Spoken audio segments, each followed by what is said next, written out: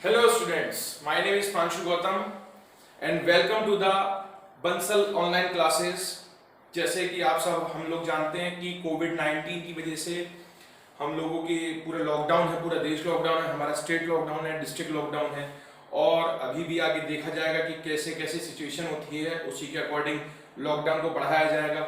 और as far as our coaching is concern, यहाँ पे सभी बच्चे आते हैं, अलग अलग जगहों से आते हैं, तो वो बहुत ज़्यादा ज़रूरी होगा कि सभी लोग घर पे रहें, क्योंकि आप फ्यूचर है इस देश का, आपको सुरक्षित रखना हम लोगों की जिम्मेदारी है।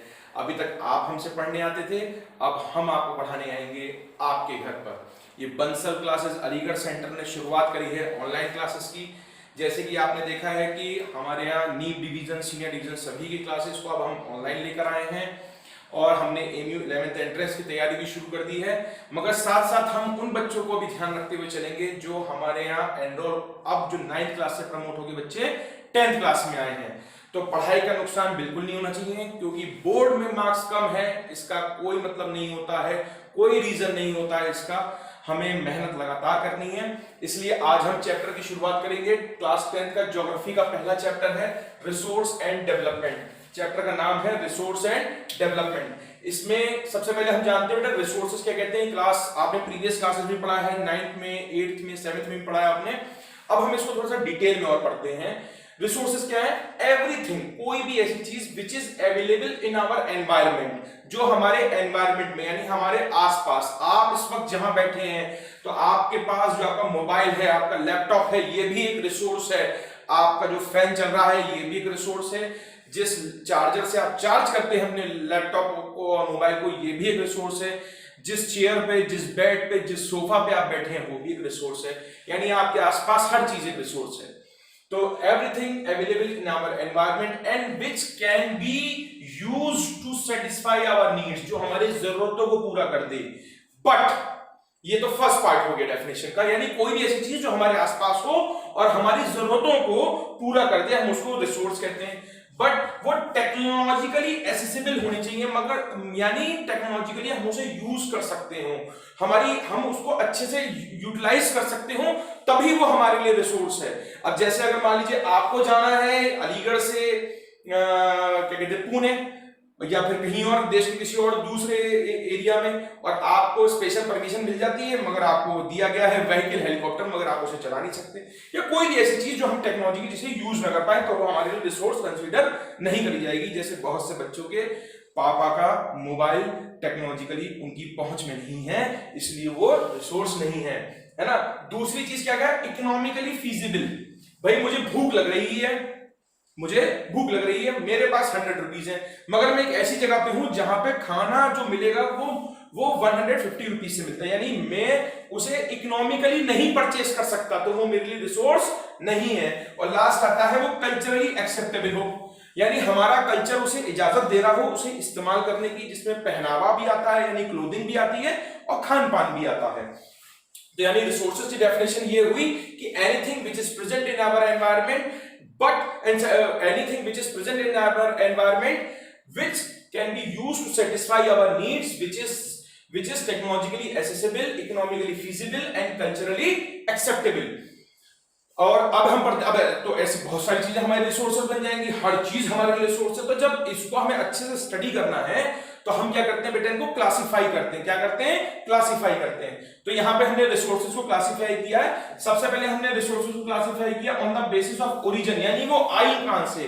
तो इसमें दो आते हैं, बायोटिक और एबायोटिक। तो बायोटिक है जिसमें जिंदगी है, जैसे ह्यूमन बींग्स हैं, प्लांट्स हैं, एनिमल्स हैं, ये हमारे लिए रिसोर्स है। मगर ये कौन सी रिसोर्स होंगी? बायोटिक रिसोर्स होंगी। एबायोटिक रिसोर्स क्या है? डू नॉट हैव लाइफ, जैसे आपका मोबाइल, आपका लैपटॉप, आपका बेड, ये आपके लिए रिसोर्स है, मगर इसमें जिंदगी नहीं है। फिर आता है on the basis of exhaustibility. On the basis of exhaustibility में आता है रिन्यूएबल और नॉन रिन्यूएबल, जो रिसोर्सेज बहुत ही शॉर्ट पीरियड ऑफ टाइम में, बहुत ही कम समय में दोबारा जनरेट हो जाती हैं, जैसे सनलाइट, विंड एनर्जी। तो ये कौन सी रिसोर्सेज आ जाएंगी? ये रिन्यूएबल रिसोर्सेज आ जाएंगी। और नॉन रिन्यूएबल जिनको millions of year, lakhs of years लग जाते हैं दोबारा रीजनरेट होने में, जैसे हमारे फॉसिल फ्यूल्स, कोल, पेट्रोलियम, ये सारे जो हमारे मिनरल्स, ये सारे हमारे नॉन रिन्यूएबल रिसोर्सेज हैं। फिर आती है on the basis of ownership, यानी उन रिसोर्सेज का मालिक कौन है। ठीक है, तो ये ध्यान से समझिएगा। तो इसमें चार है, एक है इंडिविजुअल, कम्युनिटी, नेशनल, इंटरनेशनल। तो इंडिविजुअल रिसोर्सेज यानी अगर आप इस वक्त अपना पर्सनल मोबाइल यूज कर रहे हैं तो वो आपकी इंडिविजुअल रिसोर्स हो गई। आपके शूज, आपका बैग, आपके कपड़े, आपका घर एक इंडिविजुअल रिसोर्स हो गया। अब आती है कम्युनिटी की रिसोर्सेज, वो वैसे आजकल बंद है सारी। ये resources, the resources, R means resource which are accessible by the particular community. जैसे आपके घर का पार्क, आपके विलेज का पॉन्ड, आपके स्कूल का प्लेग्राउंड, ये कम्युनिटी रिसोर्सेज कहते हैं, मगर अभी ये सब बंद है। फिर आती है नेशनल रिसोर्सेज। ये वैसे तो हर चीज, चाहे हमारे देश, हमारा घर हो, हमारी कोई जगह हो, सड़क हो, देश की कोई भी चीज हो, वो सब गवर्नमेंट की है, मगर फिर भी हम उन रिसोर्सेज को कहते हैं जिसपे पूरा कंट्रोल सरकार का है। जैसे हमारे नदियों का पानी, हमारे यहाँ के मिनरल्स, हमारी पॉलिटिकल बाउंड्री में कोई भी रिसोर्स, देश की सीमाओं के अंदर, उसकी बाउंड्रीज के अंदर जो भी चीज है वो नेशनल रिसोर्स में आती है। फिर इंटरनेशनल रिसोर्सेज क्या होती हैं? कुछ ऐसी रिसोर्सेज होती हैं, यानी रास्ता, ये भी एक रिसोर्स है, एक वे, रास्ता एक रिसोर्स है। अब एयरवेज भी होता है, वाटरवेज भी होता है, रोडवेज भी होता है। तो ज्यादातर जो दुनिया में जो भी ग्लोबल ट्रेड होता है जो आजकल बंद है, वो ज्यादातर वाटर रिसोर्सेज के थ्रू होता है, वाटरवेज के थ्रू होता है। तो कुछ देशों की जो बॉर्डर्स हैं, जो वाटर बॉडीज हैं, वो इंपॉर्टेंट स्ट्रेटेजिक इंपॉर्टेंस रखती है ट्रेड के लिए। तो ऐसी जगहें जो हैं वो स्पेशल एक्सक्लूसिव इकोनॉमिक जोन के नाम से जानी जाती हैं, और ऐसी जोन्स को इंटरनेशनल बॉडीज मॉनिटर करती हैं, कंट्रोल करती हैं। तो इस तरीके से ये हमारी क्लासिफिकेशन है। इस क्लासिफिकेशन का जो अगला पार्ट है वो है, तो हमारी अगली क्लासिफिकेशन आती है on the basis of state of development, on the basis of state of development. अभी तक हमने पढ़ा ओरिजिन, एग्जॉस्टिबिलिटी, ओनरशिप, अब आता है स्टेट ऑफ डेवलपमेंट। इसमें जो रिसोर्सेज डिवाइड करी गई आगे फर्दर क्लासिफाई हुई, potential resource, developed resource, stock resource and reserve resource. अब बहुत ही ध्यान से समझिएगा, एक बार में समझना है, इसे बहुत कंसंट्रेट होकर सुनिएगा। इसे मैं बार बार कह रहा हूं, बहुत कंसंट्रेट होकर, क्योंकि ये देखा गया कि बहुत सारे बच्चों ये वाला पोर्शन जो ये तीन डिवीजन है, ये तो इजीली कर लेते हैं, इसमें कंफ्यूज हो जाते हैं। ठीक है, तो बहुत ध्यान समझिएगा। पोटेंशियल रिसोर्सेज क्या होती है? आर मींस रिसोर्स, ये आर का मतलब है resource, which found in region but not utilize, वो मिलती हैं। सोलर एनर्जी है, western part of the Rajasthan में मिलती है solar energy. Abundant quantity of solar energy is found in Rajasthan but not used. अब क्यों नहीं यूज हुई ये अलग बात है, मगर ऐसी रिसोर्सेज जो मिल तो रही है मगर यूज नहीं हो रही है, तो हमने क्या कहा? Potential resource. जैसे ज्यादातर बच्चों के बहुत बेहतरीन दिमाग है हमारे, मगर वो उसका इस्तेमाल नहीं करते। अब क्यों नहीं कर रही है उनसे पूछना है। तो ऐसी रिसोर्सेज को हम पोटेंशियल रिसोर्सेज कहते हैं। फिर आता है डेवलप्ड रिसोर्सेज। क्या होती हैं? रिसोर्सेज विच आर सर्वेड, यानी उनका सर्वे किया जा चुका है। भाई एरियल सर्वे, हवा से, आकाश में से हमने हेलीकॉप्टर अपनी सैटेलाइट्स के थ्रू हमने सर्वे कर लिया कि भाई उनकी क्वालिटी क्या है, उनकी क्वांटिटी कितनी है, बट उनका यूज अभी नहीं हुआ है। यहां पे कोई भी सर्वे नहीं हुआ था पोटेंशियल में, डेवलप में सर्वे हो चुका है। क्वालिटी क्वांटिटी सब पता है कि भाई इस क्वालिटी का कोल मिलता है इस एरिया में, और इतनी क्वांटिटी में कोल मिलेगा हमें। ठीक है, तो हमने मगर अब इसको यूज नहीं करा, क्योंकि किसने ये यूज नहीं करा? भाई हो सकता है हमें अभी यूज ना हो, या हमने उसको किसी अच्छी टेक्नोलॉजी के लिए छोड़ रखा हो। तो ऐसे रिसोर्सेज जिनका यूज है, पता यूज नहीं हुआ, पोटेंशियल सर्वे हो चुका है, यूज नहीं हुआ, डेवलप्ड। ठीक, अब आता है स्टॉक। ये ऐसी resources, the material which is present in our environment, but उसको यूज करने की टेक्नोलॉजी नहीं बना पाए। भाई जैसे यहां पर H2O, ऑक्सीजन के दो, हाइड्रोजन एक, ये दोनों यूज हो सकती हैं अलग अलग, मगर इनको सेपरेट करने की टेक्नोलॉजी अभी डेवलप नहीं हो पाई, इतनी प्रॉपरली नहीं आ पाई, इसलिए इनको कहते हैं स्टॉक्स। ठीक, मतलब यहां पे है तो सही, पोटेंशियल और स्टॉक में क्या डिफरेंस हुआ? भाई यहां पर भी रिसोर्स है, यूज नहीं हो रही है, यहां पर भी रिसोर्स है, यूज नहीं हो रही है। पोटेंशियल रिसोर्सेज को यूज करने की टेक्नोलॉजी अवेलेबल है। मैंने एग्जांपल दिया आपको पोटेंशियल का, western part of the Rajasthan में जो abundant quantity of solar energy है, सोलर पैनल्स हमारे पास हैं, हम यूज कर सकते हैं, मगर नहीं कर रहे। यहां पे टेक्नोलॉजी ही नहीं है। ठीक, रिजर्व क्या होती है? ये सबसेट है स्टॉक का, ये छोड़ दिया गया है रिसोर्सेज को फ्यूचर जनरेशन के लिए। तो ये हमारा पार्ट था भी है। अब हम इस चैप्टर को आगे और कंटिन्यू करते हैं नेक्स्ट पार्ट में। हाँ, तो स्टूडेंट्स, अब अभी तक हमने जैसे 6 तरह की हमने सॉइल्स पढ़ी थी, जो मेजर 6 टाइप्स की सॉइल इंडिया में पाई जाती हैं। अब हम उसको एक एक करके बहुत ध्यान से पढ़ेंगे। इसमें जो क्लासिफिकेशन ऑफ सॉइल्स में 6 टाइप्स की सॉइल्स हैं, इसमें से जो दो पहले एलुवियल सॉइल और ब्लैक सॉइल बड़ी इंपॉर्टेंट है, रेगुलरली बोर्ड एग्जाम्स में रिपीट होती हैं ये, और अभी इससे पहले कभी कभी एग्जाम में इन दोनों में चॉइसेस भी आ जाती हैं, तो बहुत ध्यान से समझते हैं इसे। देखिए एलुवियल सॉइल क्या है, it is the most widely spread soil, सबसे ज्यादा स्प्रेड सॉइल है कहां पर, spread soil in north India. North India में सबसे ज्यादा जो एरिया कवर करता है सॉइल वो एलुवियल सॉइल है। इसे ट्रांसपोर्ट किसने किया है, इंडस, गंगा और ब्रह्मपुत्र रिवर ने। इंडस, गंगा और ब्रह्मपुत्र रिवर, जो 9th क्लास में ड्रेनेज पढ़ा था कि इंडस रिवर मानसरोवर लेक के पास से निकलती है, ब्रह्मपुत्र रिवर भी वहीं से निकलती है, गंगा रिवर गंगोत्री से निकलती है, फिर भागीरथी अलकनंदा से मिलकर देवप्रयाग में आगे बढ़ती है। तो ये तीन रिवर्स इसको अपने संग ड्रेन करके यानी बहाती में लेकर आई। It is found in the entire northern plains, it is found in east, ये पूरे नॉर्दर्न प्लेन्स में भी पाई जाती है, और साथ में कहां और पाई जाती है ये, eastern coastal planes. Eastern coastal planes कैसे हुए, जैसे हमारा ये इंडिया है इस तरह से, तो ये वाला जो हिस्सा हुआ ये ईस्टर्न कोस्टल प्लेन्स हुए। यहां पर जो हमारी मॉनसून रिवर्स हैं, जो हमारी मॉनसून रिवर्स हैं, ये बे ऑफ बंगाल में ड्रेन हो जाती हैं, जाके मिल जाती हैं, तो अपने डेल्टा जब ये बनाती हैं तब वहां पर ये जैसे रिवर महानदी, गोदावरी, कृष्णा, सॉरी कावेरी, कृष्णा, ये रिवर्स जो हैं इनके डेल्टा में भी ये सॉइल पाई जाती है। अपनी एज के अकॉर्डिंग ये दो तरीके से काउंट होती है, भांगड़ सॉइल जो ओल्ड सॉइल, जो पुरानी सॉइल होती है जो भांगड़ सॉइल कहते हैं, और न्यूअर सॉइल को खादर कहते हैं।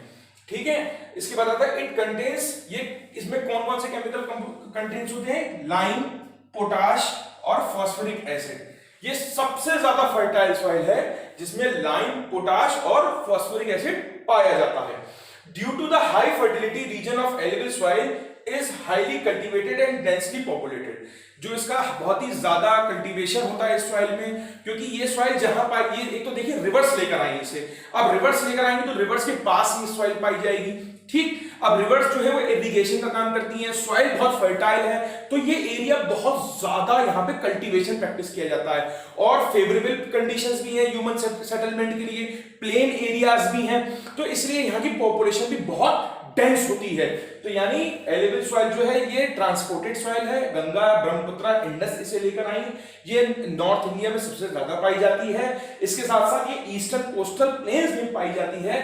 भांगर और खादर नाम से ये नई और पुरानी सॉइल, अब जैसे ये रिवर है, अब इस रिवर के किनारे जो होगी ये न्यू एलुवियल सॉइल पाई जाएगी, और इसके दूर वाले इलाके में ओल्ड एलुवियल सॉइल पाई जाएगी, और फर्टिलिटी बहुत हाई होती है। और एक चीज है कि खादर सबसे ज्यादा फर्टाइल होती है एज कंपेयर टू भांगर, क्योंकि ये नई मिट्टी होती है, बिल्कुल ज्यादा फर्टिलिटी, उसमें अभी कल्टीवेशन नहीं हुआ है। और इसके बाद आती है ब्लैक सॉइल। ब्लैक सॉइल को हम रीगुर सॉइल और कॉटन सॉइल भी कहते हैं। किस नाम से कहते हैं, रीगुर एंड कॉटन सॉइल। कॉटन क्यों कही जाती है, क्योंकि ये सॉइल आइडियल है कॉटन कल्टीवेशन के लिए, बहुत अच्छी मानी जाती है कॉटन कल्टीवेशन के लिए। ऐसा माना जाता है ये पूरे डेक्कन प्लेट्यू में स्प्रेड है और लावा से बनी है। ये माना गया कि भाई लावा एरप्शन हुए यहाँ पे मिलियंस ऑफ ईयर्स पहले, लावा एरप्ट हुआ, लावा निकला, ऊपर अर्थ की लेयर पर जम गया, अब उसके ऊपर उस पर बारिश हुई, सनलाइट पड़ी, बारिश होने से वो लावा की जो अपर लेयर थी वो थोड़ी घिस गई हल्की सी, मगर चूंकि वो बारिश होने की वजह से हैवी था, वाटर मॉइस्चर था उसके अंदर, इसलिए वो वहीं पे जमा रहा। जब उसके ऊपर सनलाइट पड़ी तो मॉइस्चर एवोपरेट हो गया, अब वो लाइट पार्टिकल्स बन गए। फिर उसके बाद विंड का ब्लो होना शुरू हुआ, यानी रेन, सनलाइट और विंड, इन तीन ने इसको पूरे डेक्कन प्लेट्यू में स्प्रेड आउट कर दिया, पूरे डेक्कन प्लेट्यू में।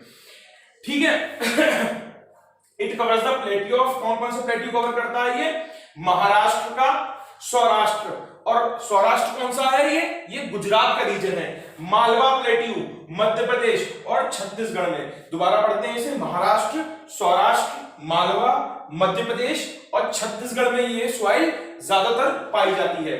It is made up of, बहुत इंपॉर्टेंट पॉइंट है, it is made up of extremely clay material, बिल्कुल क्ले जैसे मटेरियल्स की जैसी होती है ये। और क्या कंटेन करता है ये, जैसे यहाँ पे लाइम, पोटाश और फॉस्फोरिक एसिड है, ऐसे यहाँ पर कैल्शियम कार्बोनेट, मैग्नीशियम, लाइम और पोटाश, फॉस्फोरिक एसिड नहीं होता इसमें, और कैल्शियम कार्बोनेट होता है अलग से, ठीक है, जो एलुवियल सॉइल में नहीं होता। ठीक है, मैग्नीशियम भी एलिबल सॉइल नहीं है। It become very sticky during rainy season, rainy season के दौरान अगर इसको जब प्री मॉनसून इस पे बारिश होती है तो बहुत चिपचिपी हो जाती है, ये पैरों में चिपकना शुरू हो जाती है अगर इसमें जाएंगे तो। और उसी तरीके से जब हॉट वेदर सीजन होता है तो इसमें डीप क्रैक्स यानी बिल्कुल दरारें बन जाया करती हैं इस सॉइल में। जब हॉट वेदर सीजन होता है, जब मॉइस्चर की कमी हो जाती है तो बिल्कुल जैसे जमीन पे दरारें बन जाती हैं वैसे ये क्रैक्स डेवलप हो जाते हैं इस ब्लैक सॉइल में। इसके बाद अब हम पढ़ेंगे आगे की सॉइल्स, और आगे की सॉइल है हमारी अगली सॉइल आती है बेटा, हम अभी एल्यूमिनियम ब्लैक सॉइल पढ़ा हमने, अब आती है रेड सॉइल, रेड और येलो सॉइल। ये रेड और येलो सॉइल क्या है, अभी हमें 6 तरह की सॉइल्स पढ़नी है, 2 तरह की पढ़ ली, 4 और पढ़ते हैं। इट डेवलप्स ऑन क्रिस्टलाइन, कहां पर डेवलप होती है, crystalline rock and igneous rocks. ठीक है, सॉइल्स जो फॉर्म हो रही है वो यहां पे कैसे हो रही है, क्रिस्टलाइन और इग्नियस रॉक्स में। एलिवन सॉइल कौन लेकर आया था, रिवर्स में ट्रांसपोर्ट करी थी गंगा ब्रह्मपुत्र इंडस ने। ब्लैक सॉइल कैसे फॉर्म हुई थी कि लावा के ऊपर जो क्लाइमेटिक कंडीशंस का असर पड़ा। ये रेड और येलो सॉइल कैसे फॉर्म हो रही है, crystalline igneous rocks in area of low rainfall. कहां किस एरिया पे डेवलप होती है, यहां पे लो रेनफॉल होती है in eastern and western part of the Deccan plateau. कहां मिल रही है, डेक्कन प्लेट्यू के ईस्टर्न और वेस्टर्न पार्ट्स पर यहां पर रेन कम होती है। इसका रेडिश कलर किस वजह से होता है, इस रॉक्स में, वहां की रॉक्स में पाए जाने वाला जो आयरन होता है उससे ये डिफ्यूज हो जाती है, जिससे ये रेडिश कलर इसका मिलता है। ये कहां मिलती है हमें, उड़ीसा, छत्तीसगढ़ और अदर पार्ट्स में हमें ये सॉइल मिलती है। इसके बाद आती है लेटराइट सॉइल। लेटराइट सॉइल जो है, ये लेटराइट वर्ड एक लैटिन वर्ड है। कौन सा वर्ड है, लैटिन वर्ड, जिसका मतलब होता है ब्रिक्स। इस लेटराइट का क्या मतलब है, इस लेटराइट का मतलब है ब्रिक्स, मतलब अगर इसका वर्ड मीनिंग जाएंगे तो इसका मतलब है ब्रिक्स। ये डेवलप कहां होती है, ये उन एरियाज में डेवलप होती है जहां पर हाई टेम्परेचर भी हो और हैवी रेनफॉल भी हो, जहां पे बारिश भी ज्यादा होती है और टेम्परेचर भी ज्यादा हो। ठीक है, जैसे Kerala, Karnataka, Tamil Nadu, Madhya Pradesh and the hills of Orissa. कहां पे मिलती है हमें ये, Kerala, Karnataka, Tamil Nadu and the Maharashtra and the hills of Orissa. ये बहुत अच्छे से इसमें यूज हो सकता है सॉइल का, अगर हम इसमें प्रॉपर मैन्योर और इरिगेशन इसमें प्रॉपर रखें तो हमें टी, कॉफी और कैश्यू नट यानी काजू हमें मिलेगा इसमें कल्टीवेशन से। इसके बाद आती है arid soil. Arid soil found, ये मिलती है हमें रेड से लेके ब्राउन कलर के बीच में मिलती है, ये रीजन टू रीजन वेरी करती है। ये कैसी होती है, सैंडी इन टेक्सचर, मतलब आप इसे उठाएंगे तो बिल्कुल सैंडी रेत होती है, और स्लाइम इन नेचर। ठीक है, क्योंकि यहाँ पे एवोपरेशन बहुत ज्यादा होता है, इसलिए इसमें यहाँ पर क्या होता है, due to the high temperature the evaporation is faster, बहुत तेजी से एवोपरेशन होता है, जिसकी वजह से ना तो मिट्टी में मॉइस्चर होता है ना ह्यूमस कंटेंट होता है। क्योंकि evaporation comparatively to the other regions जो और इंडिया के पार्ट्स हैं उसमें वहां पर एवोपरेशन सनलाइट इतनी ज्यादा नहीं है जितनी इस एरिया में पड़ती है, इसलिए यहाँ पे मॉइस्चर जल्दी एवोपरेट हो जाता है। और ये कहां पर फाउंड होती है, majorly western parts of the Rajasthan में ये सॉइल देखने को मिलती है, पाई जाती है। इसके बाद ये forest soil found in the hills and mountain areas. ये कहां पाई जाती है, hills and the mountain areas. फिर से चैप्टर सेकंड ज्योग्राफी का मैंने पहले भी आपको क्लास में बताया है कि क्लास 9 की ज्योग्राफी बहुत इंपॉर्टेंट है, और ये पार्ट 1 है और पार्ट 2 10th की ज्योग्राफी है, और हर चैप्टर दूसरे चैप्टर से इंटरलिंक्ड और इंटरकनेक्टेड है। तो ये फॉरेस्ट सॉइल है। अब आपने एवरग्रीन फॉरेस्ट पढ़ी थी, ये वही फॉरेस्ट सॉइल है जो उस एवरग्रीन फॉरेस्ट में पाई जाती है। Found in the hills and mountain areas where sufficient rain forest. देखिए वर्ड का यूज हुआ है, sufficient rain forest are available. Rain forest या मॉनसून फॉरेस्ट या एवरग्रीन फॉरेस्ट। ठीक है, टेक्सचर जो होता है ये वेरी करता है, पहाड़ों की ऊंचाई के अकॉर्डिंग ये वेरी करता है, और ये ज्यादातर हिल्स पर पाई जाती है। माउंटेन जो लोअर रेंजेस होती है, शिवालिक रेंजेस या वैली रीजन्स में पाई जाती है, क्योंकि अपर पार्ट जो होता है माउंटेन्स का वो स्नो कवर्ड है, जैसे हिमाद्री, हिमाचल और शिवालिक। तो हिमाद्री और हिमाचल जो है ज्यादातर स्नो कवर्ड है। इसके वैली रीजन में यानी दो पहाड़ों के बीच वाले रीजन में पाई जाती है ये। तो रेड सॉइल को दोबारा देखते हैं हम। रेड सॉइल ये डेवलप होती है क्रिस्टलाइन रॉक्स पर, ठीक है। इसके बाद यहाँ पर लो रेनफॉल वाले एरिया में पाई जाती है। Eastern and western parts of the Deccan plateau में रेडिश कलर आयरन से डिफ्यूजन की वजह से होता है। ओडिशा छत्तीसगढ़ में पाई जाती है ये। लैटराइट सॉइल, इसका मीनिंग है ग्रेक लैटिन वर्ड है माने ब्रिक्स। ये ऐसे एरिया में पाई जाती है जहां पे हाई टेम्परेचर और हैवी रेनफॉल होता है। केरला, कर्नाटका, मध्य प्रदेश, तमिलनाडु और हिल्स ऑफ ओडिशा में पाई जाती है ये।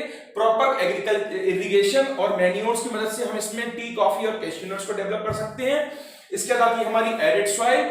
एरिड सॉइल सैंडी इन टेक्सचर और स्लाइम इन नेचर होती है। रेड से ब्राउन कलर में वेरी करती है ये हाई टेम्परेचर की वजह से यहाँ पे इस सॉइल में एवोपरेशन बहुत तेजी से होता है, जिससे मॉइस्चर और ह्यूमस की कमी हो जाती है। मेजर पार्ट जो है ये कहां पाई जाती है? वेस्टर्न राजस्थान में पाई जाती है। फॉरेस्ट सॉइल ये वो सॉइल है जो हिल एरियाज में पाई जाती है और इसका टेक्सचर वेरी करता है इसकी माउंटेन की ऊंचाई से।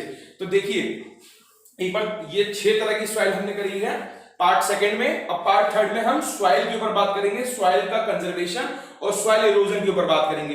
ये 3 पार्ट्स में ये चैप्टर फिनिश हो जाएगा। अब हम मिलेंगे पार्ट 3 में।